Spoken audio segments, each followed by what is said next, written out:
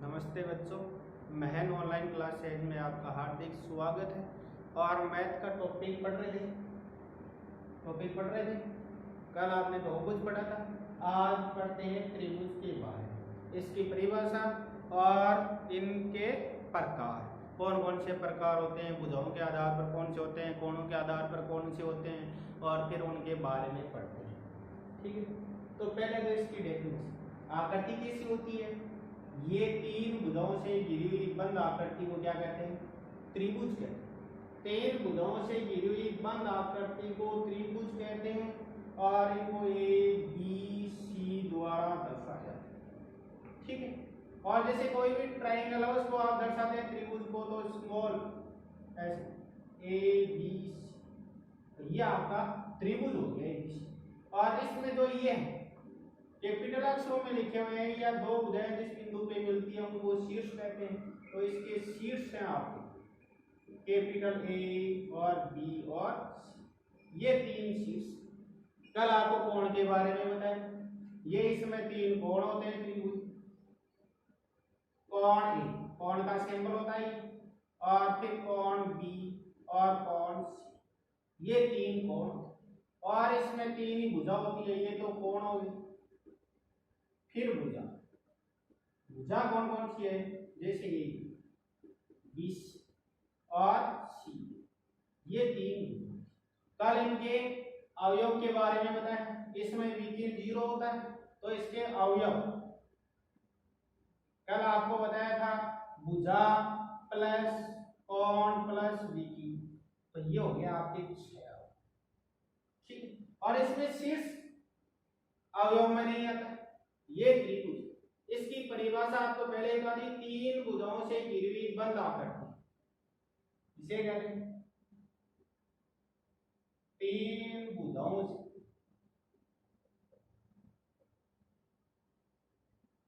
घिरी हुई बंद आकृति को त्रिभुज कहते हैं।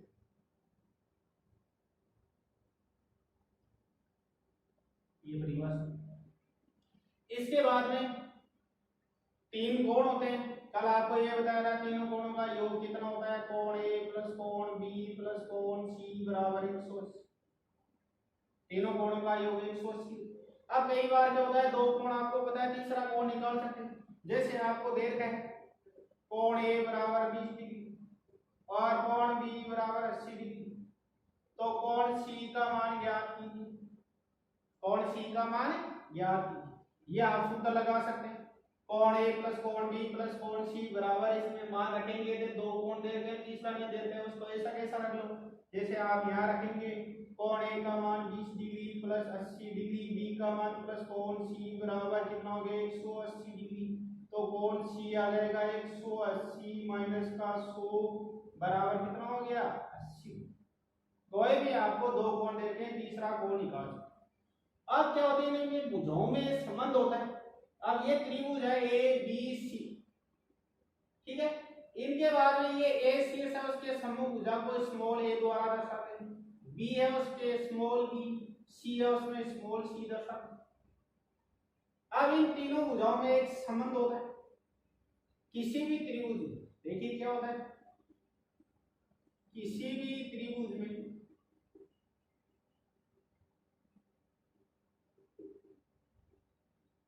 दो भुजाओं का योग, दो भुजाओं का योग तीसरी भुजा से बड़ा होता है। किसी भी त्रिभुज में दो भुजाओं का योग तीसरी भुजा से बड़ा होता है। जैसे a प्लस बी का मान c से बड़ा होगा, या b प्लस सी का मान a से बड़ा होगा, या c प्लस a का मान b से बड़ा होगा। किसी भी दो भुजाओं का योग तीसरी भुजा से बड़ा होता है। a प्लस बी का मान c से बड़ा, b प्लस सी का मान a से बड़ा। ये अब क्या होता है, कई बार भुजाएं दे दी जाती है, जैसे आपको ये दे दिया जाए 3 4 और 5। इन भुजाओं से घिरी हुई आकृति बनेगी क्या, त्रिभुज बनेगी क्या। 3 सेंटीमीटर दे दिया जाए, 3 सेंटीमीटर, 4 सेंटीमीटर और 5 सेंटीमीटर, इनसे त्रिभुज बनेगा क्या। तो दो भुजाओं का योग देखो, तीसरी भुजा से बड़ा होना चाहिए। इस इसका करके देख लो, फिर इसका करके देख लो, और इसका करके देख लो। तो जैसे आपने देखा 3 + 4 क्या हो रहा है, बड़ा हो रहा है 5 से। ऐसे ही क्या कर सकते हो, 4 + 5 बड़ा है 3 से, देख सकते हो। ये तो हुआ भुजाओं के योग के रूप। अब अंतर के रूप में भी होता है, भुजाओं के अंतर के रूप में। ये भुजा शीर्ष ए, इसके सामने की भुजा ए, और ये बी, और ये सी। तो किसी त्रिभुज में, किसी भी त्रिभुज में दो भुजाओं का अंतर बड़ी से छोटी, तीसरी भुजा से हमेशा कम होता है। कैसे, ये मान लो कि आपकी जैसे ये आ गई 8, ये भुजा आ गई जैसे 6, ये आ गई जैसे मान लो कि 10। अब दो भुजाओं का अंतर करें, ये 8 है, ये मान लो इन दोनों का अंतर करें, तो 8 - 6, और ये हमेशा कम होता है किससे, तीसरी भुजा से। जैसे ये कितना हो गया, 2 कम है किससे, 10। 2 का मान छोटा है 10 से, या 2 <10। ये तो अंतर के रूप में। अब यार दोनों को एक साथ भी नहीं सकते हो, जैसे ये अंतर के रूप में, योग के रूप में बताया, तो दोनों को एक साथ आप देख सकते हो। किसी भी त्रिभुज में दो भुजाओं का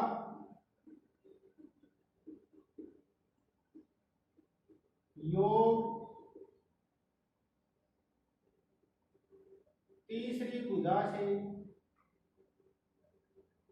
भुजा से बड़ा, और दो भुजाओं का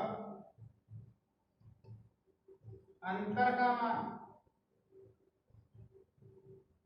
तीसरी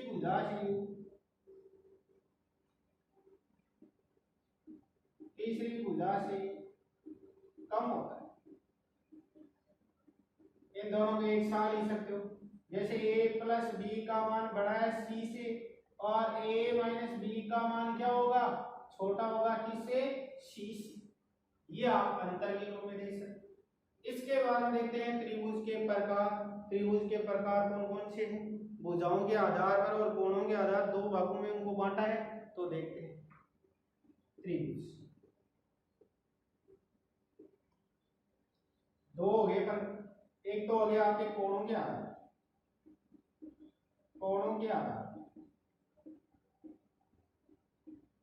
दूसरा आपका भुजाओं के आधार।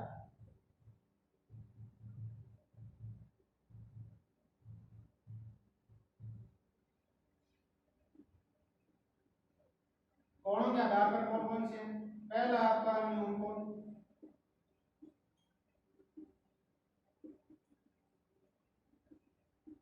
दूसरा आपका समकोण,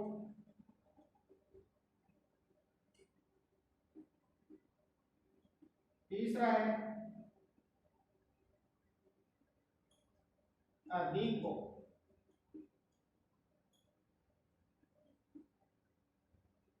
ये हो गया आपका पहला समबाहु त्रिभुज,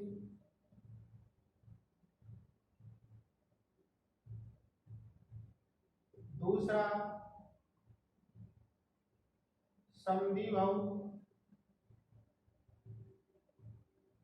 तीसरा है विषमबाहु।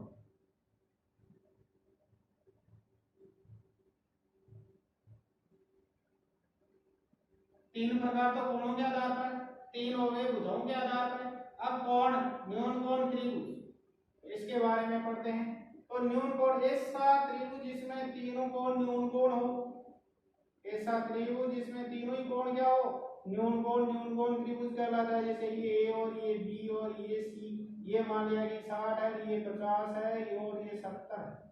न्यून कोण का अर्थ है ऐसा कोण जो 90 डिग्री से छोटा हो, न्यून कोण कहलाता है। तो ये आपका हो गया न्यून कोण त्रिभुज।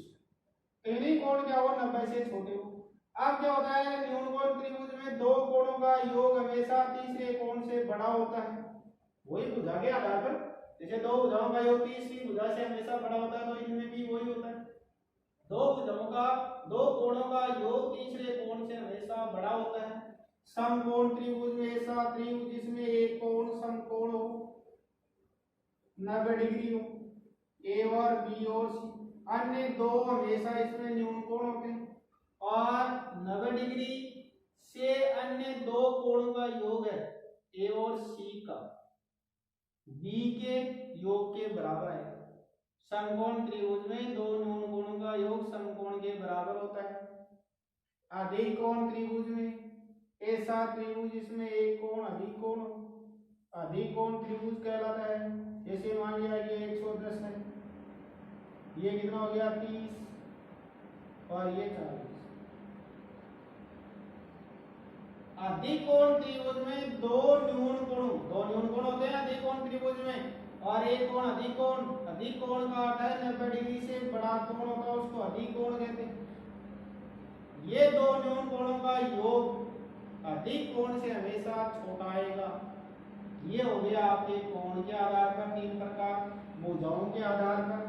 जैसे आपका ये समबाहु त्रिभुज, नाम से स्पष्ट है, समकाट समान बहुकाट भुजा, ऐसा त्रिभुज जिसमें सभी भुजाएं समान हो, समबाहु त्रिभुज, तीनों भुजा समान हो। समद्विबाहु, ऐसा त्रिभुज जिसमें दो भुजाएं समान हो, तीसरी भुजा अलग हो। विषमबाहु त्रिभुज, ऐसा त्रिभुज जिसमें तीनों ही भुजा क्या हो, अलग अलग हो। ये आपका हो गया विषमबाहु त्रिभुज। तो ये तो हो गए, एक बार फिर से देखिए, त्रिभुज में अंतर के रूप में भुजाओं के, किसी भी त्रिभुज में दो भुजा का अंतर तीसरी भुजा से हमेशा कम होता है, और दो भुजा का योग तीसरी भुजा से बड़ा और अंतर का मान तीसरी भुजा से छोटा होता है। त्रिभुज के प्रकार हो गए, कोण के आधार पर, भुजाओं के आधार पर। आपको इनके बारे में जानकारी दे दी गई है। क्या बात, ये आपका त्रिभुज। अब किसी त्रिभुज में किसी शीर्ष से सम्मुख भुजा के मध्य बिंदु को मिलाने वाली रेखा को माध्यिका कहते हैं। अब ये त्रिभुज है किसी शीर्ष से, तो ये शीर्ष ले लिया मान लो, और ये इस शीर्ष के सम्मुख भुजा के मध्य बिंदु, इसका मध्य बिंदु मान लिया कि डी है, और इसको मिलाते हैं, तो ये जो रेखा बनती है उसको क्या कहते हैं, माध्यिका। जो रेखाखंड बनता है उसको क्या कहते हैं, माध्यिका कहते हैं। किसी त्रिभुज में किसी शीर्ष से सम्मुख भुजा के मध्य बिंदु को मिलाने वाली जो रेखाखंड है उसको क्या कहते हैं, माध्यिका कहते हैं। ये सम्मुख भुजा के दो भागों में बांट मध्य बिंदु को मिला रहे, ये आपकी माध्यिका होगी। अब किसी त्रिभुज में कितनी माध्यिकाएं खींच सकते हैं, तीन शीर्ष है तो तीन खींच सकते हैं। अब इस तो माध्यिका की परिभाषा लिख देते हैं। किसी त्रिभुज में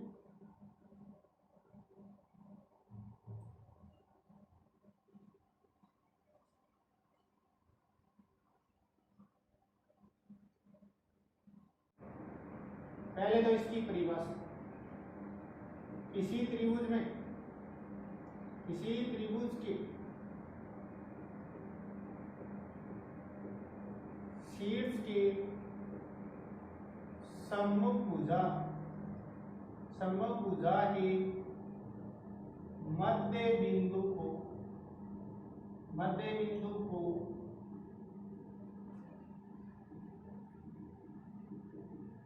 मिलाने से जो आकृति बनती है,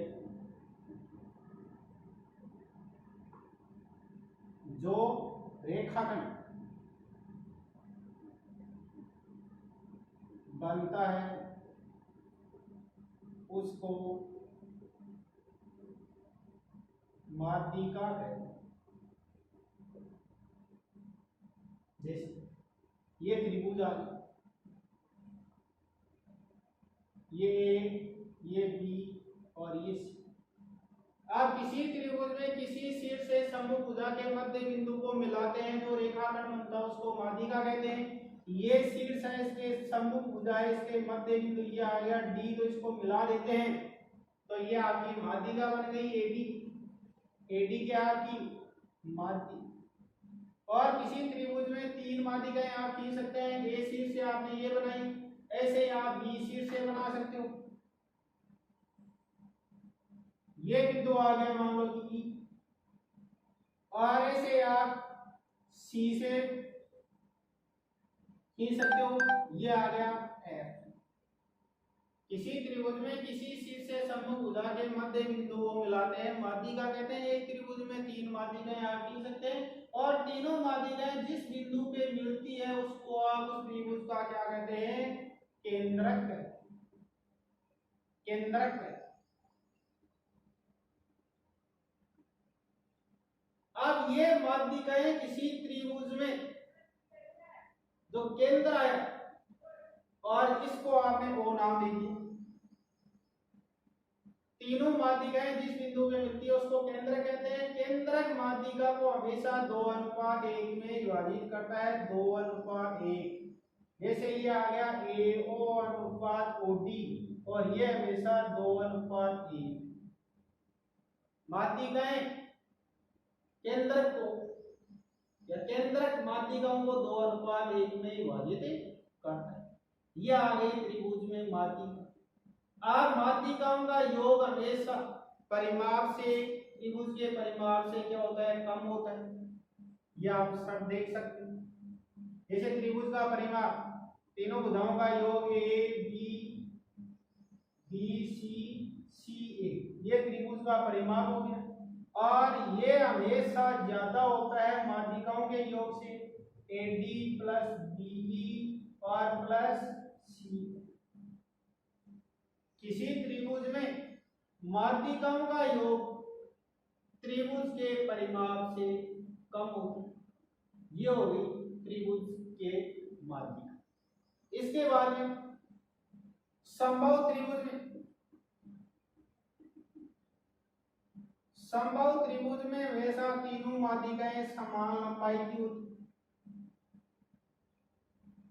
ये समबाहु त्रिभुज ए बी और इसमें आपने ये बनाया डी, ये बनाया बी और ये बनाया सी है ये, और इसमें आएगा AD बराबर हमेशा BE बराबर होगा C। समबाहु त्रिभुज में तीनों माध्यिकाएं समान लंबाई की होती, और समबाहु त्रिभुज में दो माध्यिकाएं समान लंबाई की होती। समद्विबाहु त्रिभुज, समद्विबाहु त्रिभुज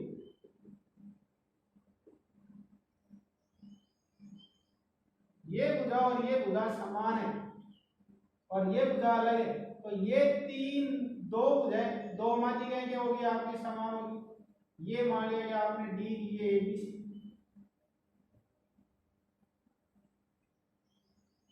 और ये आ गया E, और ये आ गया आपका F।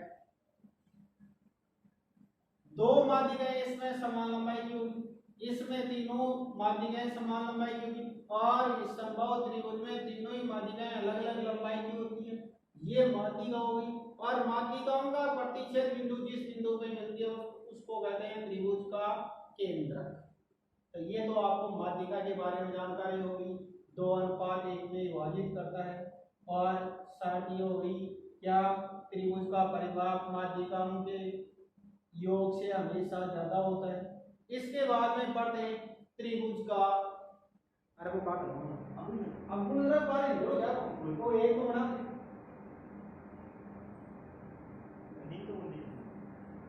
त्रिभुज का अंतः।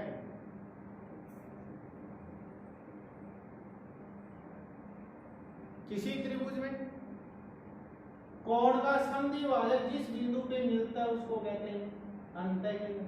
जैसे आपका ये त्रिभुज, ये ए और बी और ये सी। किसी त्रिभुज में कोण का समद्विभाजन करें, ये इस कोण का समद्विभाजन, इस कोण का समद्विभाजन करें, समान भागों में बांटे, इस कोण को समान भागों में बांटे, ये पूरा कोण है, इसको दो भागों में बांट दिया, ये आ गया डी, ये मान लो ई और ये एफ। ये जो बिंदु आता है उसको कहते हैं अंतःकेंद्र। किसी त्रिभुज में कोणों का समद्विभाजन करें और ये जिस बिंदु पे मिलता है उसको कहते हैं अंतःकेंद्र। तो परिभाषा देगी अंतःकेंद्र किसी त्रिभुज के कोणों का समद्विभाजक, किसी त्रिभुज में कोणों का समद्विभाजक जिस बिंदु पर मिलता है उसको अंतःकेंद्र।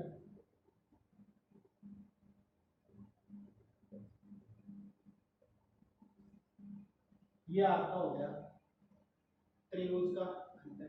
अब इससे क्वेश्चन क्या आता है? क्वेश्चन ये आता है जैसे मान लिया कि ये ए और ये बी और ये सी, और ये जो दो कोणों का अंतर जिस बिंदु पर मिलता है ये अंतःकेंद्र हो गया। मान लिया कि ये हो गया आपका डी बिंदु, ठीक है। अब इस कोण और इस कोण में क्या संबंध होता है, इस कोण और इस कोण में क्या संबंध होता है, ये आपसे पूछा जाता है। ये कोण कितना है, अब इस कोण का मान कैसे याद करें? आप ये जानते हैं पूरा कोण बी है, तो ये हो गया कोण बी बटा 2, आधा हो गया। और ये सब इसका समद्विभाजक ये रेखाखंड है सीधी, तो ये कोण और ये कोण समान है, पूरा कोण डी है, तो ये आ गया कोण सी बटा 2, आधा। आप किसी त्रिभुज में, त्रिभुज आप ले सकते हो, त्रिभुज कौन सा? बीडीसी में, बीडीसी में क्या ले सकते हो? ये कोण बी बटा 2 है, ये कोण सी बटा 2 है, तो ये कोण आप निकाल सकते हैं। आपको पहले बताया था कि जब किसी त्रिभुज में दो कोण दिए जाए तो आप तीसरा कोण निकाल सकते हो। तो तीनों कोणों का योग कितना आएगा? 180 लिख सकते हो आप, तीनों कोणों का योग। तो कोण बी बटा 2 प्लस कोण सी बटा 2 प्लस कोण डी बराबर 180, कोण डी निकाल सकते।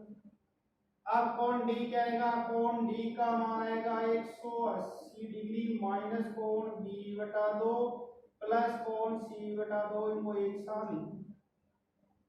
अब ये आ गया 180 डिग्री माइनस कोण, ये कितना हो गया? कोण बी प्लस कोण सी बटा 2, एक साथ लिख। इसका मान आ गया कोण डी, कोण डी का मान। अब कोण ए निकालो। कोण ए को आप पूरे त्रिभुज में आप क्या ले सकते हो? त्रिभुज ए बी सी में आप क्या ले सकते हो? कोण ए प्लस कोण बी प्लस कोण सी बराबर 180, तीनों कोणों का योग 180 होता है। ये कोण आप याद कर सकते हो। पहले इसमें दो का मान लगाते हैं, कोण ए बटा 2 प्लस कोण बी बटा 2 प्लस कोण सी बटा 2 बराबर ये आ गया 90 डिग्री। 180 दो का मान लगा दे पूरी समीकरण आई है। किसी भी समीकरण में आप ये आपका बायां पक्ष और ये दायां पक्ष समान संख्या का भाग लगा सकते हो, गुणा कर सकते हो, योग कर सकते हो, अंतर कर सकते हो। आपको समीकरण पढ़ाएंगे तब पढ़ाएंगे ये पूरी जानकारी। ये एक तराजू की तरह ही आपकी समीकरण में, जैसे एक तराजू है आप जानते हैं, उसमें एक तरफ आपने कुछ निकाला तो उतना ही दूसरी तरफ निकाल सकते हैं, फिर बराबर आएगा लेवल। तो अब इस a/2 का मान ज्ञात कर सकते हैं। कोण a बटा 2 बराबर आ जाएगा 90 डिग्री माइनस, ये उधर जाएंगे माइनस हो जाएंगे, तो तो दोनों को एक साथ लिख दिया बी बटा दो प्लस कोण सी बटा दो, इनको एक साथ लिख दीजिए, ये आ गया 90 डिग्री माइनस कोण बी, ये कोण सी बटा दो एक साथ। अब क्या करें, ये कोण ए बटा दो का मान है, अब इसकी जगह आप ये देखो, यहां से ये समीकरण मान लीजिए, एक तो आपने पहले दे दी, ये समीकरण 2 है, ये समीकरण नंबर 3, दोनों को आप हल कर सकते हो। तो देखो क्या आएगा, कोण डी, इसको आप ये लिख सकते हो बराबर, ये आप लिख सकते हो 90 डिग्री प्लस का 90 डिग्री माइनस कोण बी प्लस कोण सी बटा दो। अब इसका मान आप यहां से ये रख दीजिए, तो रखा तो कितना आ गया 90 डिग्री, और ये कितना रखा प्लस कोण ए बटा, तो ये कोण डी और ए में संबंध हो गया। कोण ए का मान आपको पता है, तो कोण डी का मान याद कर सकते हो 90 डिग्री प्लस कोण ए बटा दो। अंतर संधिभाजक में किसी त्रिभुज के संधिभाजक जिस बिंदु पे मिलते हैं दो कोणों के, तो तीसरे कोण में ये संबंध होता है। ऐसे ही आप बाह्य कोण में भी संबंध याद कर सकते हो, जैसे ये किसी त्रिभुज में दो बाह्य कोणों का संधिभाजन करें, तो इस कोण और इस कोण में क्या संबंध आएगा, तो ये आपको, जैसे मान लो कि ये आपको पता है, ये मान लिया कि 50 डिग्री, तो आप ये कोण याद कर सकते, ये 90 90 का 50 का आधा 25, और ये ठीक है। अब ये कोण आपको दे दिया जाए तो आप ये निकाल सकते, एक कोण लेके ये कोण आपको पता है तो आप ये निकाल सकते हो, ये दोनों कोण आपको इससे दे रखे। ऐसे ही आप क्या निकाल सकते हो, जैसे ये कोण इधर वाला मिटाता हूं,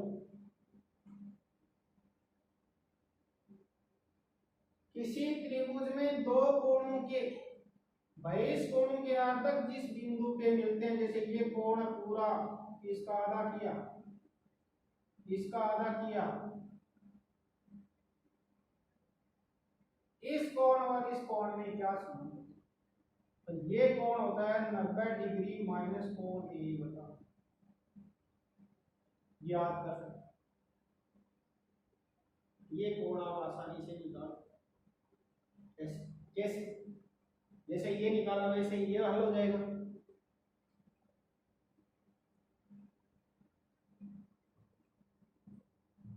ये आपको निकाल के दिखा, इनसे सवाल आता है परीक्षा में। जैसे ये कोण पूरा बी है, तो ये कोण निकाल सकते हो आप, पूरा कोण निकाल सकते हो, ये कितना आएगा, जैसे ये कोण भाई ये मान लो कि बिंदु है वो, ठीक है, ये कोण पूरा कितना आएगा, ये आएगा 180 माइनस का कोण बी, ये आएगा 180 माइनस का कोण सी, क्योंकि एक रेखा पर बने कोणों का योग 180 होता है, तो ये 180 माइनस कोण सी आ गया, ये 180 माइनस कोण बी आ गया। इसका अर्थ करें बहिष कोण का अर्थ करें त्रिभुज में, तो इसका आधा कितना आएगा, ये आ जाएगा, ये आ गया, इसका आधा करें तो ये आ गया 90 डिग्री माइनस का कोण बी बटा दो, ये है 180 माइनस कोण सी, तो ये आ गया 90 माइनस का कोण सी बटा दो, दोनों में दो का भाग लगा दिया तो ये कोण आ गया। अब ये कोण पता है, ये कोण पता है, तो ये कोण आप ज्ञात कर सकते हो। त्रिभुज में त्रिभुज बीओसी में 90 कोण बी प्लस कोण सी प्लस कोण ओ बराबर 180 डिग्री, इसका मान याद करें तो ये आ गया 90 डिग्री माइनस का कोण बी बटा दो प्लस का 90 डिग्री माइनस का कोण सी बटा दो बराबर आ गया प्लस कोण ओ बराबर 180, ठीक है। ये 90 और ये 90 ये कट गए, दिस इंप्लाइज, अब ये कोण ओ का मान याद करना है, कोण ओ बराबर आ जाएगा, इधर तो कुछ नहीं बचा, ये उधर गए कोण बी बटा दो प्लस कोण सी बटा दो, इसका ठीक है, ये समीकरण नंबर दे दिया ए। अब इस बार इसमें संबंध आपको याद करना है, त्रिभुज पूरे में ए बी सी में क्या होता है, कोण ए प्लस कोण बी प्लस कोण सी बराबर 180। तीनों कोणों का योग 180 होता है। अब इस कोण के बराबर याद करें, कोण ए बराबर, इसको उधर ले जाओ तो ये आ गया 180 डिग्री माइनस कोष्टक के अंदर लिख रहा हूं दोनों को, बी प्लस कोण सी। अब दो का भाग लगा दें तो इनका मान याद करो, दो का भाग लगाए तो कोण ए बटा 2 बराबर ये आ गया 90 डिग्री माइनस का कोण बी कोण सी बटा 2। इसमें दो का भाग लगाया 90, इसमें दो का लगाया नीचे लगा। अब इसका मान आप यहां रख सकते हैं, ओ और ए में संबंध आएगा तो ये समीकरण नंबर 2। अब यहां से मान ये रख दिया तो ये आ गया कोण ए बटा 2 बराबर ये 90 डिग्री माइनस का कोण हो। अब कोण तो आपको ओ का मान चाहिए तो ओ को इधर ले आओ, दिस इंप्लाइज ये कोण ओ बराबर आ गया 90 डिग्री माइनस कोण ए बटा। अब कोण ए का मान पता है तो भाई किसी त्रिभुज में दो बाह्य कोण का समद्विभाजन करें जिस बिंदु पे मिलता है तो इसका मान आप ज्ञात कर सकते हैं, ये दोनों समान। तो ये आपका अंत केंद्र आपको बता दिया, कोणों का समद्विभाजन करते हैं जिस बिंदु पे मिलते हैं अंत केंद्र रह जाता है। ऐसे एक सवाल पूछ सकता है तो ये कोण आपको दे दिया जाए तो ये पूछ ले, आप करते हो तो बता सकते हो, ये पूछ ले तो आप बता सकते हो। ये इंपॉर्टेंट है, परीक्षा में आने वाला है।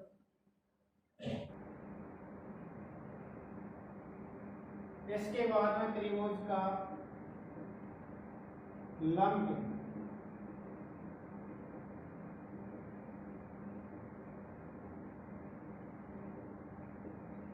पहले शीर्ष लंब,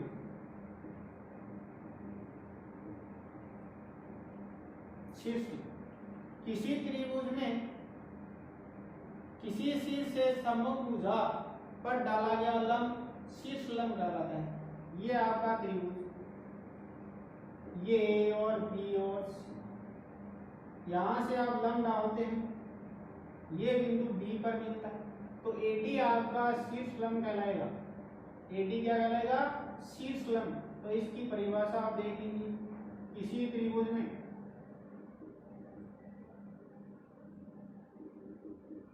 किसी शीर्ष से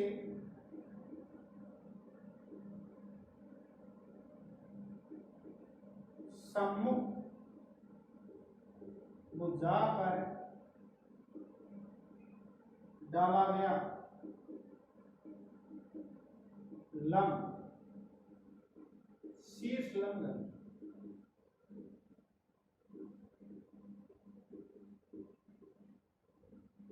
यह शीर्ष लंब किसी त्रिभुज में किसी शीर्ष से सम्मुख भुजा पर डाला गया लंब शीर्ष लंब कहलाता है। अब ये शीर्ष लंब आ गया।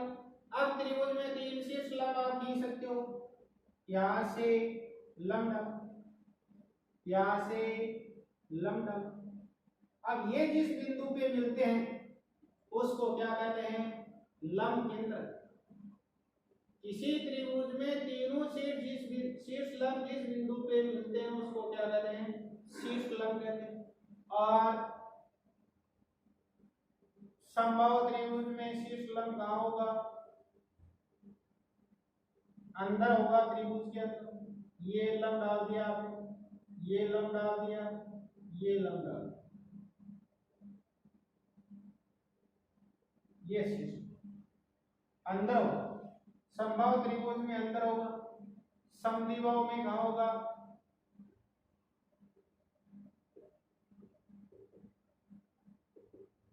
समद्विबाहु त्रिभुज, ये समद्विबाहु त्रिभुज, इसके अंदर भी अंदर ही होगा। इनसे दे सकते हैं आप,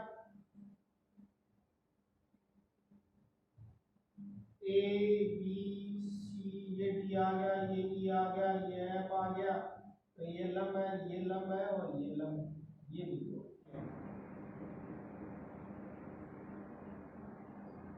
त्रिभुज का परिकेंद्र किसे कहते हैं, किसी त्रिभुज में भुजाओं का संधिभाजक जिस बिंदु पे मिलता है उसको क्या कहते हैं, परिकेंद्र कहते हैं। ये त्रिभुज आ गया, इन भुजाओं का समद्विभाजन करें। इस भुजा का समद्विभाजन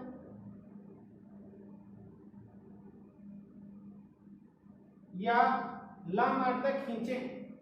किसी भुजा का समद्विभाजन जैसे कि ए और बी और ये सी और ये बिंदु डी, इस भुजा का लंब अर्थक या समद्विभाजन करें और ऐसे तीनों भुजाओं का करें, इस भुजा का भी करें।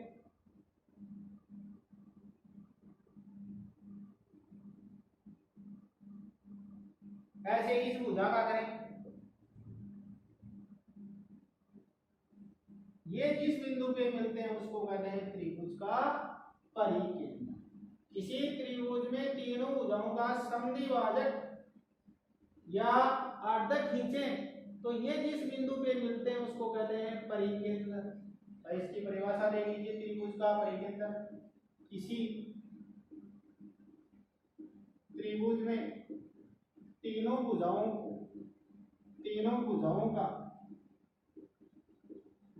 का लंब अर्थक या समद्विभाजक खींचे तो जिस बिंदु पर मिलता है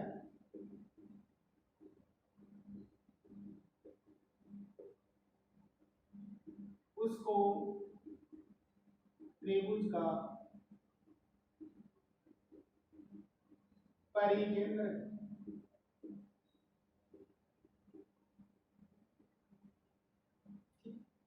समद्विबाहु त्रिभुज में अंदर होगा और समद्विबाहु त्रिभुज में भी अंदर होगा और समकोण त्रिभुज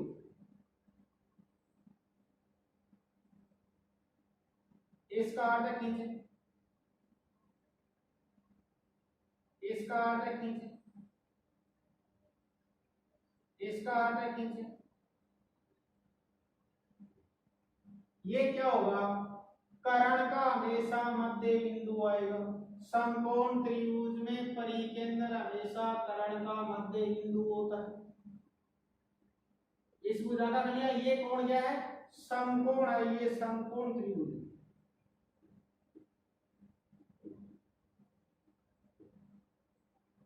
अब ये आपको बताने के बाद में त्रिभुज का आपको क्या बता दिया, परिभाषा बता दी। उसके बाद में इनमें भुजाओं में संबंध बता दिया। इसके बाद में त्रिभुज के माध्यिका शीर्ष लंब, माध्यिका शीर्ष लंब, लंब केंद्र, अंतःकेंद्र, परिकेंद्र। इसके बाद में अगली क्लास में त्रिभुज के सर्वांग समता के बारे में पढ़ेंगे। सर्वांग समता के कौन कौन से नियम हैं, अगली क्लास में क्या पढ़ेंगे, सर्वांग समता।